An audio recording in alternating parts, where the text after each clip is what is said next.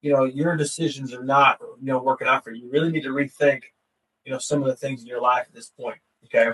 So, guys, this is Will from Table the Game, and today we're doing February's 2026 Kickstarter campaigns that I'm excited about.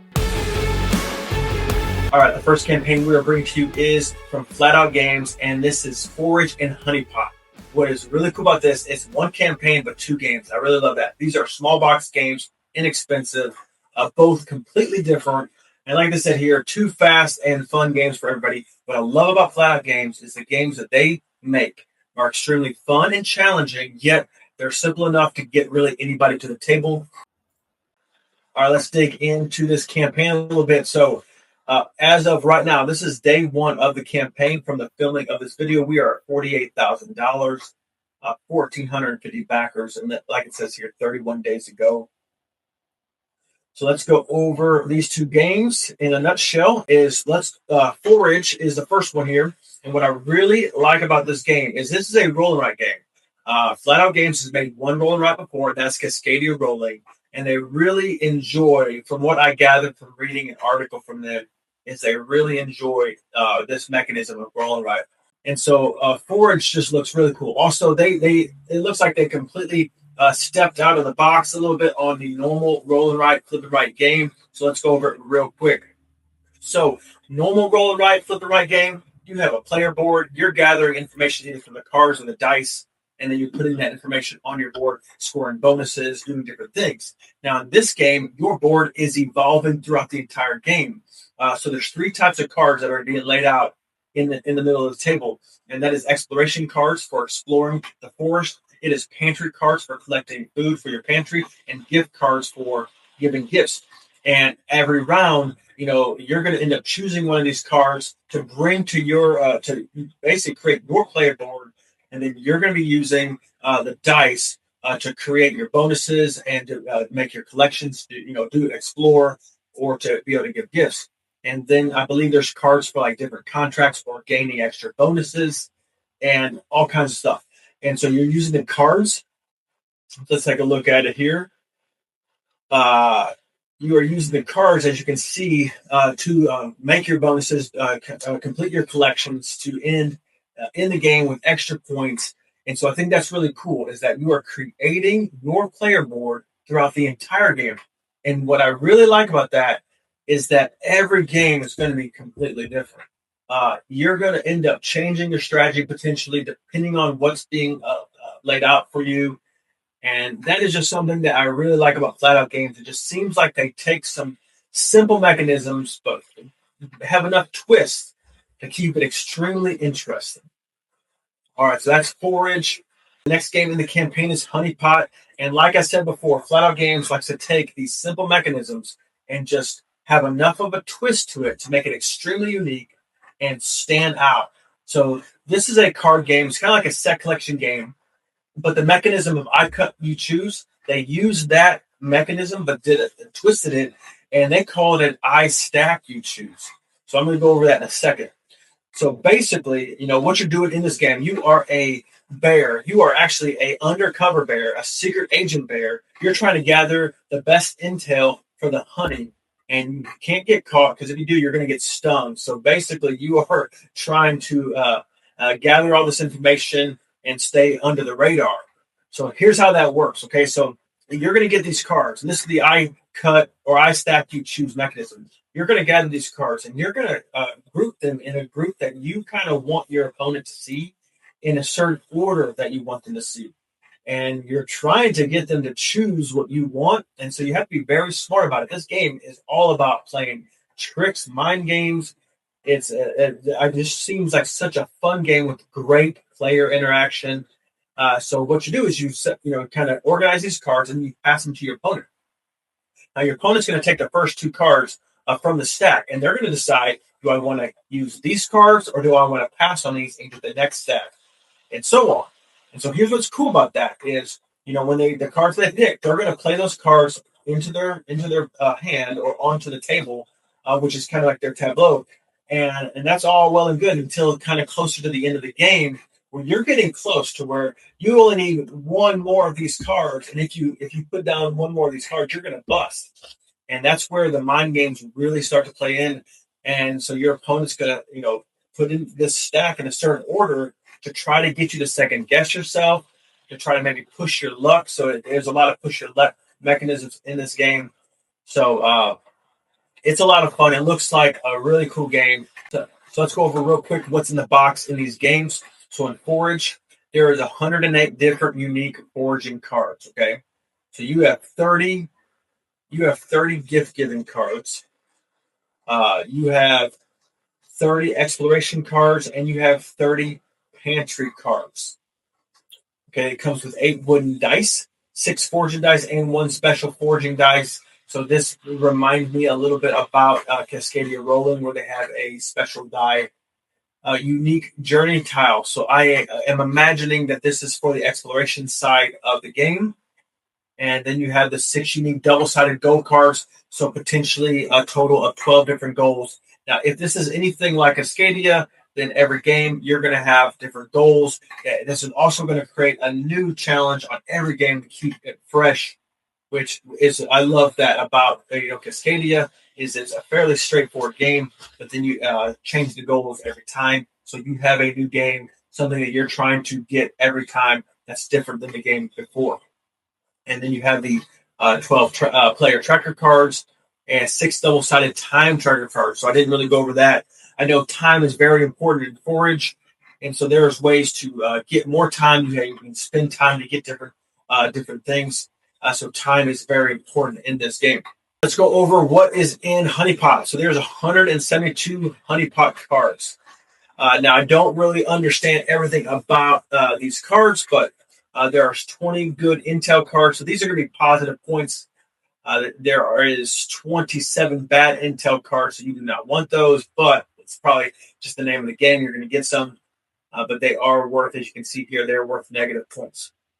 Now, one thing I do think, or what I understand about the bad intel cards, is there's a catch-up mechanism in this game. So where if you are getting some negative cards, there are some extra things you get to do to try to help catch up. So that way there's not just a runaway winner, which is extremely important that happens. So 24 disguises cards. So here's, if you look right here, this is what I believe is going on.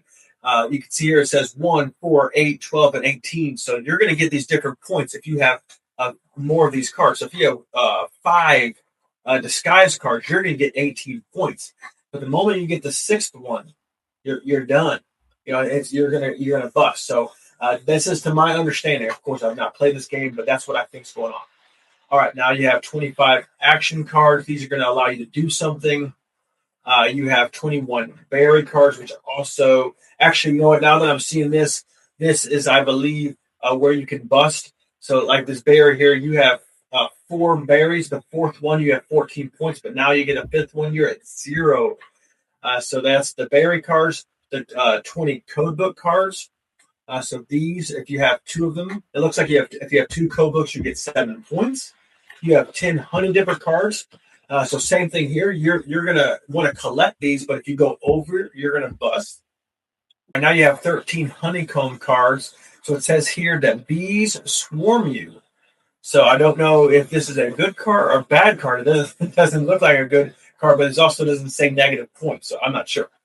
All right, then you have 12 neighbor scoring cards. So it looks like, if you basically maybe take care of a couple different things, you're going to gather points if you've accomplished, different things here. You have 6 secret cachet folders. That's what you're going to put your cards in and then pass them to your neighbor. 18 swiping tokens. So what I understand about the swiping tokens is you're going to get a couple of these at the beginning of the game. I don't know if you are able to obtain more of them. And so when someone chooses from their cachet, they choose their stack of cards and there's extra cards left. If you want to try to get those cards, then you can use one of your swiping tokens and then you can get those. And so that's pretty cool. You got the beast token, the turn rotation marker, and the character identity cards. That is what is in the box for Honeypot. Now, here's what they're doing. If you are backing this game, they are going to give you a free mini expansion. All right, so in Forage, it's going to include 3 unique double-sided gold cards, 6 unique journey tiles, and for Honeypot, it has included 32 honey pot cards. So, guys, I don't know. These games look simple, but these are the games that I have really gravitated to the last year or so. And so I'm excited about this. This is really looks like a fun campaign. They look like just, super fun games. Or it's a game that if you come home tired from work, you don't want to get out some big 2-hour game. You just want to get something played, maybe play a couple games. Both of these games look like that. It's relaxing. There's not a huge rule set that you have to worry about. Now, anybody can play with the kids, play with your neighbor or whoever. So if you do back it, like I said, you're going to get these extra. You're going to get these extra mini expansions. So let's go over the rewards in this campaign. So the follow along version, if you just want to, be a part of the campaign, maybe get updates, and maybe if you're not, you don't know if you're going to back this game yet, and in the pledge manager, that's when you want to do it. It's $1. That's pretty cool if you want to do that. Hey, it says you get a website. Thank you. So I don't know if they include that on their website or not. I don't know. All right. So print and play. If you just want something simple, and you don't know if you want to spend any real money, $10, you're going to get both games. Print and play. That's pretty cool.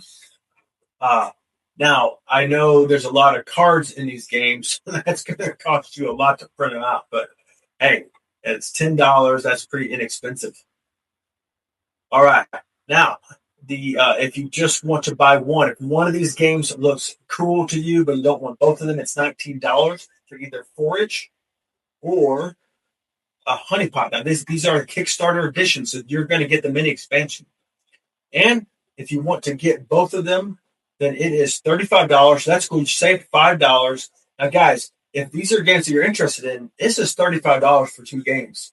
I mean, you can't beat that anywhere. Plus, you get the Kickstarter edition, the mini expansions, and man, really, if you enjoy these type of games, I think you're going to get. It's really worth the money at that point. Now, of course, we'll take a look at shipping and see what that costs, but that shouldn't be a huge ordeal.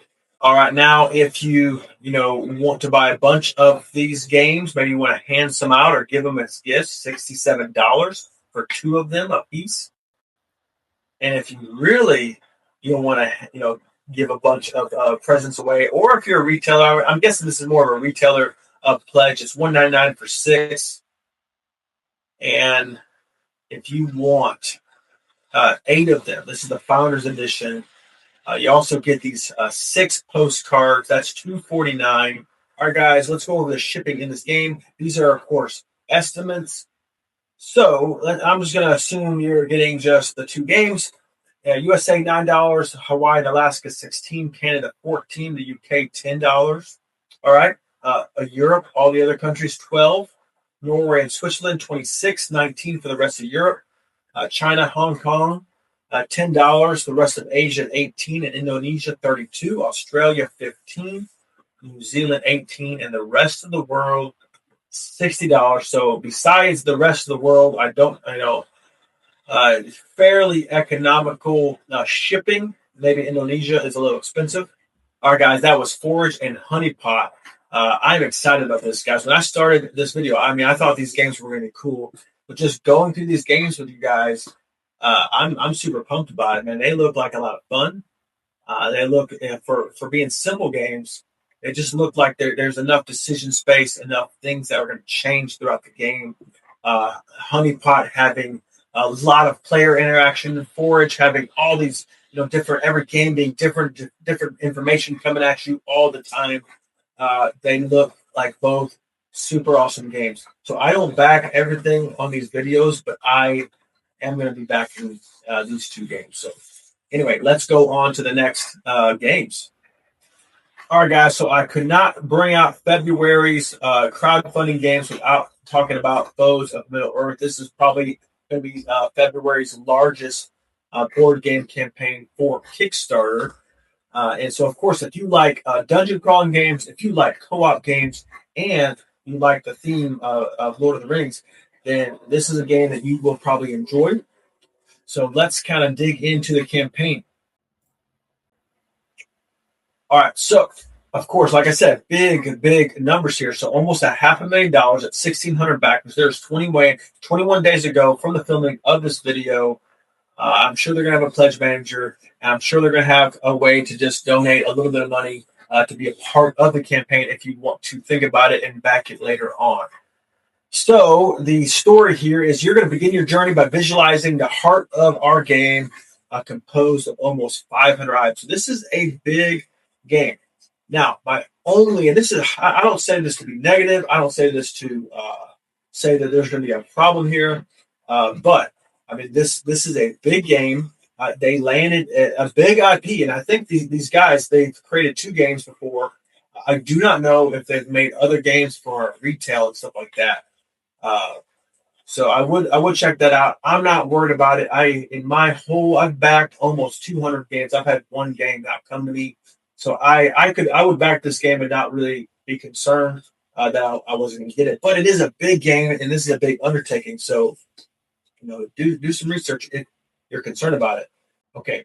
Now, this is a dungeon crawling game. You can do it solo or it's up to 4 players. This is a co-op game, 90 plus, and they say 12 plus, which is kind of cool because, it's usually that tells me, it's not super difficult, but it's also not too easy at the same time. So it's, pretty inviting. All right. So if you are backing this game, then you are going to get access to the dice tray, the dice bag, extra dice pack, and an art book, and of course, all the unlocked stretch goals. So now I do know. Let's go over the stretch goals that they have unlocked. They've been unlocking these things like crazy because, like you said, or like we looked at, it's already up there, $500,000. So the first stretch goal was at $150,000, and they reached that. They have extra items, some extra cards here. The next one was at $250,000 with Aaron, a new player character, and this is out of all the stretch goals, this is really my favorite of these extra characters. Okay, so you have extra Marauder, which is where the ISR is at 325,000. Now this is really cool because in this game, when you don't complete certain tasks or you do something bad or someone defeats you, you're going to flip over this tile. And then if you end up flipping over the last one, you're done. The game's over. You lost. Now, 400K, if you have a 3D printer, you got this free STL, which is, man, that looks awesome. And then at 425, you have a couple extra journey cards. This is going to kind of create a more depth to the story. And then at 450, you have an extra mini boss that you're going to battle, because in this game, you're fighting extra mini bosses before you get to the last boss. Now, at 500K, this is Boromir. This is what I was talking about. I'm sure they're going to reach it, but that these extra characters are what excites me about this game, is if you can unlock those stretch goals. All right, so let's go over how to play this game. You're going to set out the main board. You're going to have a starting card. That's where the fellowship's going to start, and then an ending card. Everyone's going to take their player board. You're going to gather a weapon and a quest card that you're going to take that's going to give you objectives of what you are trying to do and the different rewards that you're going to get. So on your turn, you can do a number of different things. You can do 3 actions, but here's the different choices you have: move, explore, rest, or attack. And sometimes you can do all of them at one time. You can attack 3 times potentially. I'm sure there may be some rules and regulations about when you can or cannot do that. Okay, when you're entering a new tile, it's going to be face down, and you're going to flip it. And when you flip it, an event card is going to take place, and that event card is going to cause maybe issues for you. You may find stuff. Some of it may be good, some of it may be bad. You may have to attack somebody. There may be different things that go on, and then when that event tile is flipped, of course you're going to do whatever it says to do. Then once you've taken care of what the event card says to do, here it says I gain 1 XP, and then take the card on top of the loot deck, and in this case it's Lambus bread that you're going to now place in your player board, and then it goes into the enemy phase where the enemy is going to come depending on what the player count. You're going to do what the enemy card says to do, and then use dice to do combat and things like that. After your 3 actions, you are going to draw a menace card, and you're going to resolve that card. Now, in this process, if you end up drawing one of Sauron's eyes, which you can see right here, you're going to end up flipping over, one of these tiles. Now, to my understanding, is once you have hit all four of these, the game is over. So I don't know how many of these cards are in the deck and how they are placed, but it just seems like there's only four. So hopefully it's designed in a certain way to where you're not running across those too often, or I could see a game like finishing really quickly. But a game says 90 minutes plus. So I'm sure there's not too many of those cards or they're placed in a certain direction. Now, as you're doing this, uh, you're going to get stronger as you're defeating the enemies. You're going to gain XP points. You're going to gain. You're going to get stronger, and you're going to end up leveling up your character. So you're going to end up building new weapons. You're going to have new loot. You're going to run into different allies that are going to help you throughout this game. So there's just a lot going on. This is extremely thematic game. The artwork is, I love fantasy style artwork. As you can see here, you got it, just cool stuff. All right, now in the exploration phase, the party wins the exploration phase if the journey objectives are completed without anyone losing all the hit points. So you got to get to the end without doing that, and then you're going to win the exploration phase. Okay, now throughout this game, like I said, you're going to run into mini bosses that you're going to defeat as you're exploring. And then at the very end, the Balrog, you're going to fight this Balrog, and I'm sure that's not going to be easy. It's towards the end of the game. And here, as you can see here, Sauron's Eye, at this particular point in the game, they've only ran across two Minas cards with Sauron's Eye. They only had two of them here. But this is the culmination of this game, is fighting the Balrog at the end, the boss. Now you can, if you are interested, one thing that's cool, they already have a rule book that you can download. So if you're interested in this game and you're worried about, what it's about, I really love that. That when you have a new campaign like this, that you're able to download the rule book, take a look at it, see kind of where the game's at. They didn't launch this campaign, obviously, basically trying to figure it out from the beginning. It looks like they have a lot of this stuff already figured out. And I'm sure there will be changes, but there you go. Now, let's go over some of the pledge levels in this game. So, the Foes of Middle Earth, the core set. Okay, this is $159. It says here it's 8.3 inches tall. You're going to get these minis. You're going to get the Foes of Middle Earth, the Balrog standee, which is really cool. So, like I said, it's a big game. It's expensive. You're coming into this game at $159. And you're getting all this stuff. It's like they said, 500 items. All right, now, if you want an expansion, this is the Foes of Middle Earth. This is the Saruman expansion. That's $109. That is almost as much as the base game, but it's going to add. I'm sure this is just adding extra exploration. You're not going in to fight the Balrog. You are going in to fight Saruman. I'm imagining. I have not looked through that portion of this campaign. But it comes with this tower, which is 12.5 inches tall. Okay, so I misread that. So the 8.5 inches tall is the Balrog. I'm sorry. I was looking at 8.3 inches. I didn't know what they were talking about. I thought they were talking about the box. But it is the Balrog, 8.3 inches.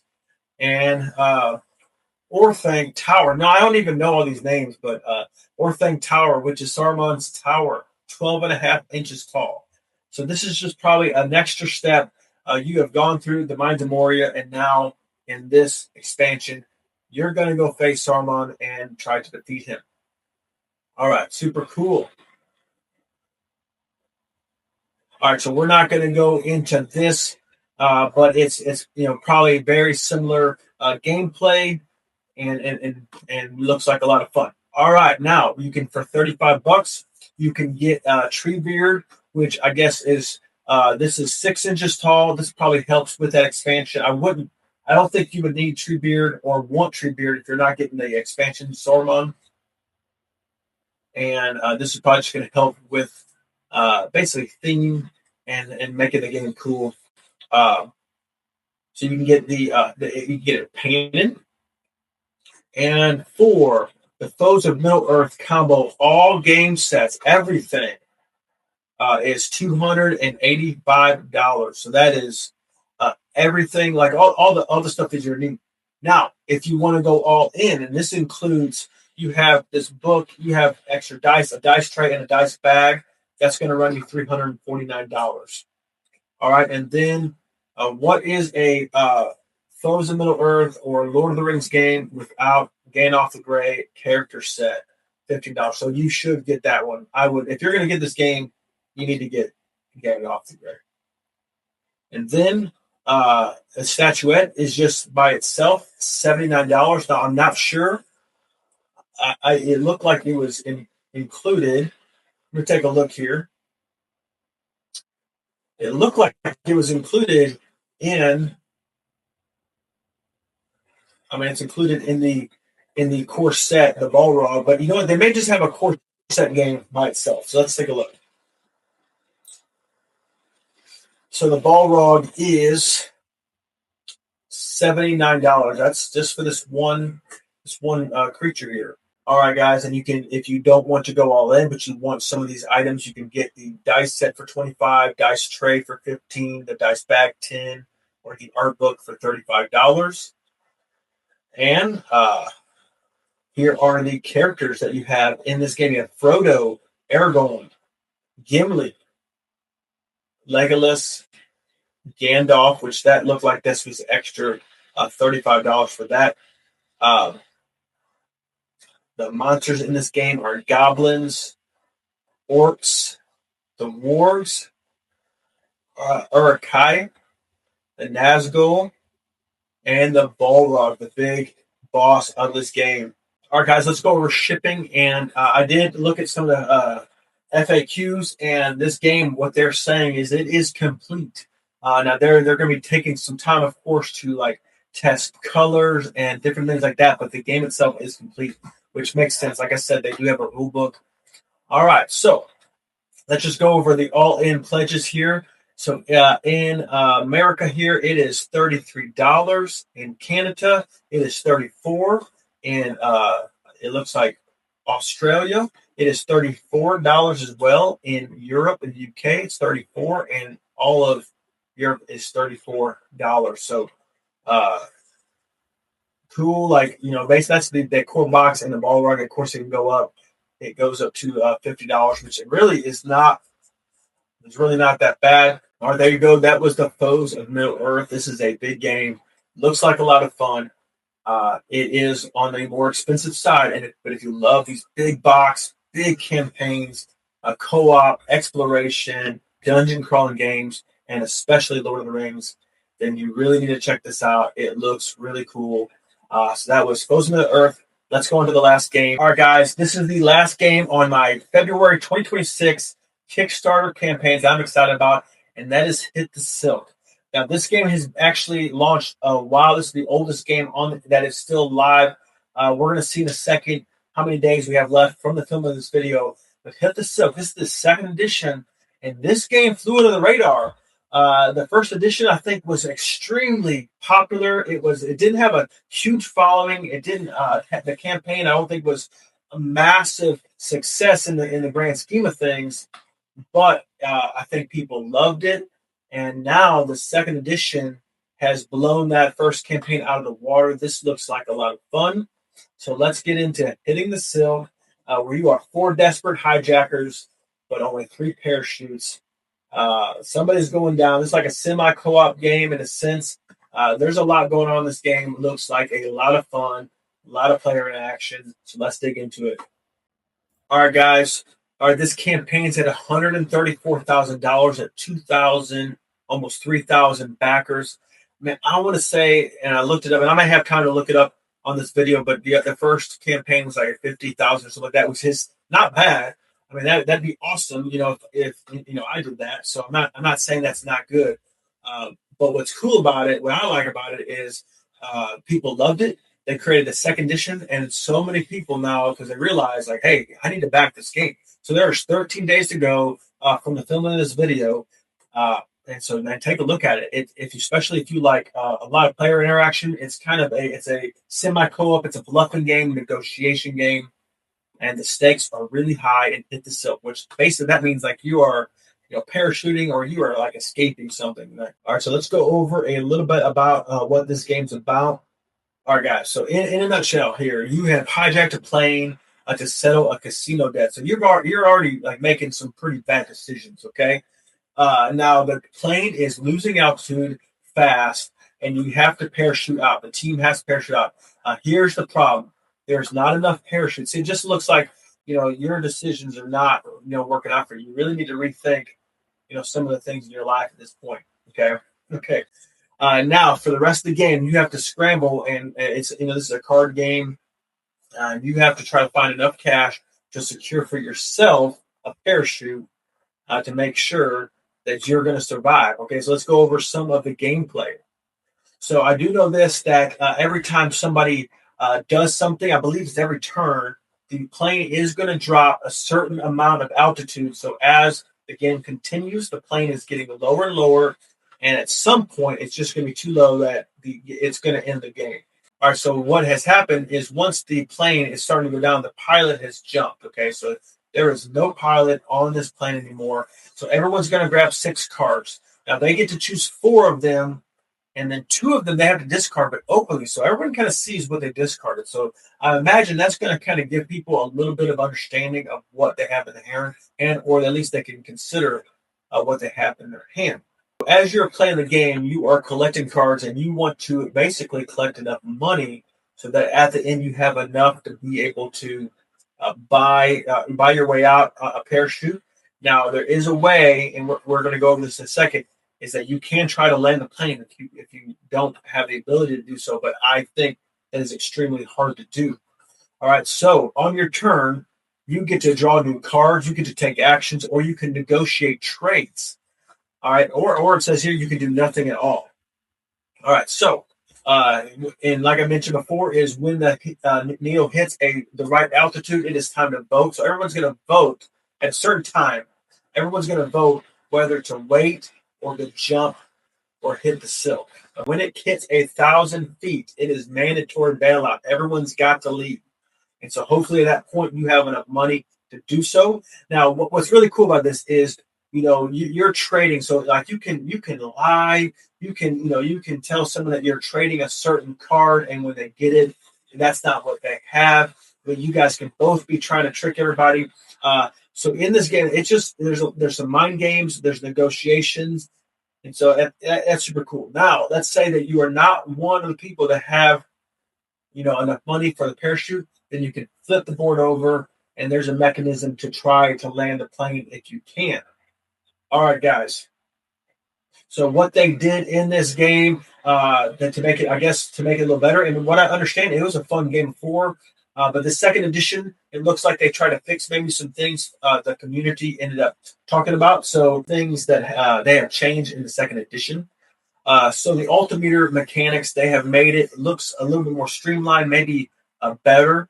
I have not played this game, but it looks from reading this that maybe in the past of the first edition, it was just too difficult, or maybe it just happened too quickly. So this is, instead, there's better pacing, and there's more, there is some tension here, but it creates for a better situation. New incident cards. So these incident cards are going to create issues for you as these are played. And then it says here the Flying 5 rule book. So they revised a rule book, and that's important. Making a good rule book would be a very difficult thing to do. I've read a lot of rule books, and some of them it's like I'm kind of guessing on what they mean.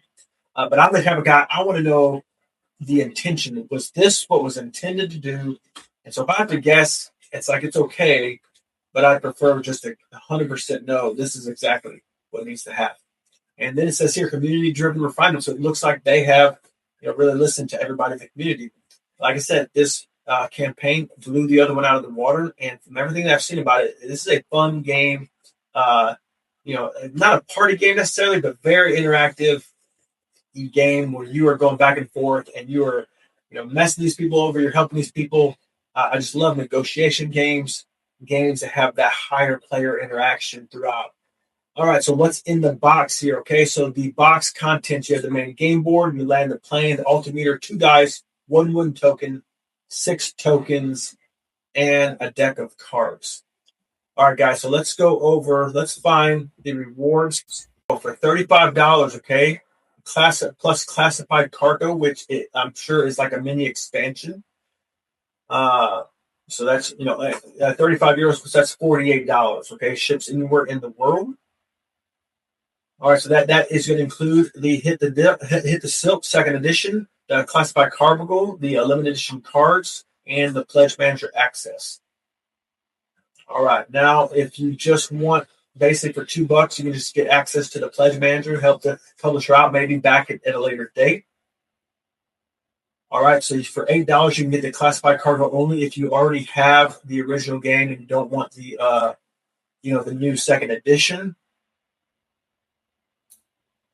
All right, guys, and then if you just want the second edition, only $27, €27, which is $37. All right. All right, if you're going to go crazy, you're going to buy 6 of them, either a retailer or you want to hand these out as Christmas presents at $205. Ships anywhere in the world. Get 6 of these games. Stop the Train. What I understand, I think this guy, he likes to create like escape room type games, or that's a mechanism type of situation that he likes. This is kind of like Hit the Silk. It's like, man, you got so much time before you got to get out, and I think Stop the Train may be similar, but I do not know anything about that game. Okay, but that is $103. All right, guys. And with that, you also get the mini plane, which is cool. And you get a custom box organizer and the limited edition cards and the second game. And if you want the Heist Legend, you just want 2 of these, you're going to pay $130. They have a lot of options here, which is great. And there you go. That is the rewards. All right, guys, if you like bluffing, if you like negotiation, if you like heavy player interaction, lots of fun, messing people over, but all in good fun, don't play this game if there's any contention, of course, in the household. I would not recommend doing that. But other than that, I'm sure it is a lot of fun. I'm excited about this campaign. This is another game that I do believe I'm going to back this game. All right, guys, so let's go into some honorable mentions. I'm not going to kind of go over the games necessarily, but I'm just going to mention them for you guys. This game really caught my attention. It is from a new publisher, and I just love helping new publishers out. This is a card collection, pusher look game with a cool, like Everdale feel to it, but it is a simple game, 15-minute game, 8+, 2-player game. This actually was on my list to go over, and I apologize. Just a couple games just kind of caught my attention. Really, it's a flat-out game. It's your fault. But anyway, so Forest Fellowship. Look at this game. Give it a shot. Do some research on it. Guys, the next game on the list is Final Girl. So this is an extremely popular solo game. What amazes me about it is solo games, are popular, but most solo-only games aren't this big. And so this has a huge following. It's not really my style game. It's kind of a horror-driven game. I don't really like that necessarily. I've never played before, but it is a dice, hand management, pick up and deliver type of game. So extremely popular. I didn't feel like I could go over the February games without listing this as just an honorable mention of a game out there that you can check out. All right, guys, and the last game on the list is Cyberpunk Streets of Rome.